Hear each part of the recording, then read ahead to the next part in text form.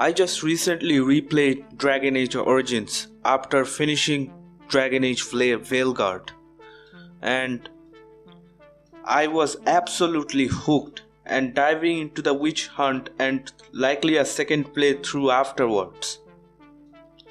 Here are my first impression of that game after playing it almost 10 years later. Dragonage Origins is a dark with capital D in the modern age of companies who are afraid to take risk to get their masses to get their game and profit.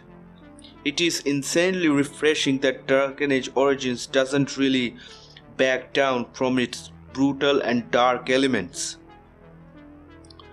Origins gave Game of Thrones a run for its money, and I would actually argue that the game is darker than the show, although not the books. The Game of Thrones books are super fucked up in a way that really makes you shake up. Like some of the darker themes, it's not just edgy for the sake of being edgy, although there are some edge elements in this game. It's also in the themes, how they explore the atmosphere, everything about it, the tone. The dialogue is phenomenal when you want it and are casually skippable when you don't. The banter is top tier and every character adds something interesting to the party. Even the side characters are interesting. The cutscenes are also skippable and is also short enough that it's well produced. Even the most irrelevant cutscenes have something going on that makes you want to watch everything.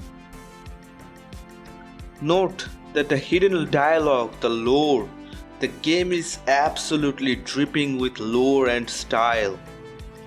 It is a goddamn shame that Inquisition make the world feel so soulless with basic high fantasy setting and lost some of the dark, gritty edge of Origins in the process. It is also goddamn shame that Inquisition makes the world feel so soulless. Like the world building is so much shallow in Inquisition and lost a lot of dark, gritty edge that Origins had. The combat in Origins, even on the normal difficulty, is quite tactful, and with class abilities and proper gear, you quickly become an well-oiled killing machine. You can tackle the first 4 main quests in any order you want. The game's difficulty takes it into an account, so the enemy scales with the way you feel right for the most of the game.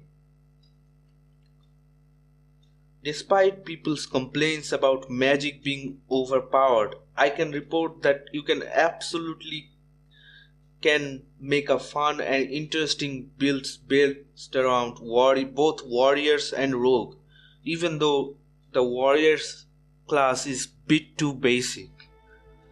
Min-maxing and number crunching is a full swing and I love it.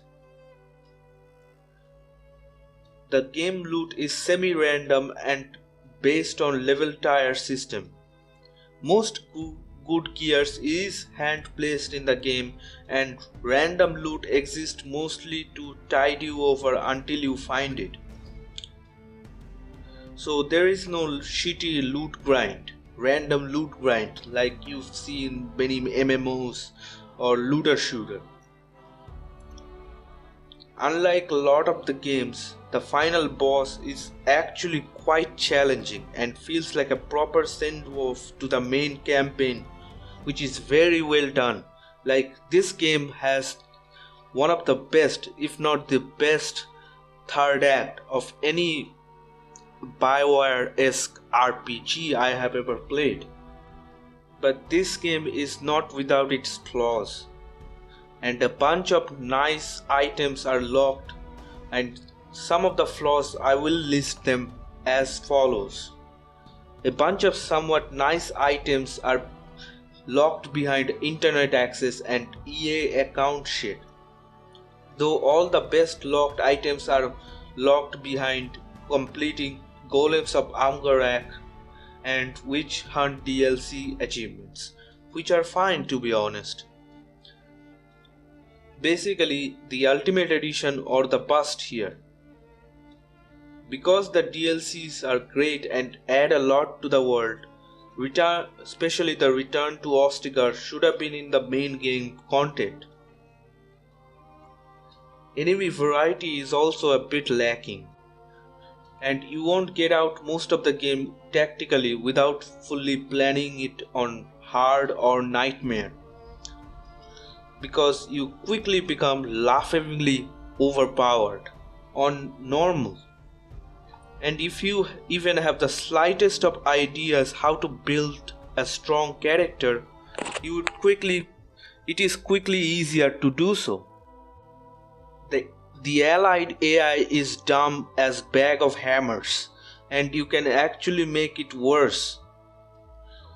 With all the wrong tactics set up, never set allies into auto-consume healing poultries or lyrium, or you will be out of them after like 2 fights. Plus, they often have to forced to heal themselves before they die fast enough to stay alive anyways. Pretty much needed to take a full control of the entire party for the boss fights. The game's idea of difficulty is basically how long can we keep the main character incapable of moving or taking actions? Meaning you will be dealing with a lot of stuns, knockdowns, paralysis, waves, roots, grab moves, and other nasty status effects. And there are, to my knowledge, almost no spells or abilities that help with this, besides pumping mental and physical resistance. About 50% more of the game with a lot of the mechanics that makes you feel like the developers really give a shit about improving their design in terms of real time with pause gameplay. Character banter is some of the best I've ever seen in any BioWare games. Like the banter, especially between Morgan and Alistair, is some of the best I have ever seen in any RPG since then. Like, I love Baldur's Gate 3's banter, but this game truly give it a run for its money in terms of personality, companions, and the dialogue. Basically, it truly feels like a complete game mechanically. Basically, your party will become so well realized that you will absolutely destroy any encounters down like nothing by full synergies. You'll feel like a total badass.